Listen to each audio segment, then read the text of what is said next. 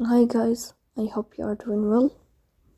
Today we'll talk about how to fix or how to solve the problem of Flipboard. You will go to settings as you see here.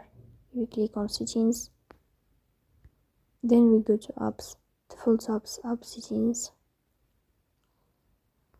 Here you will search about the application of Flipboard and you click in this application of Flipboard.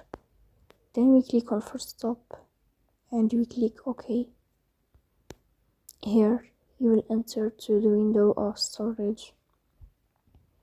Then we click on clear cache. In the end you will turn off your phone and you will wait a moment to restart your phone again to fix that problem. So that's all. Don't forget to support us by like and subscribe.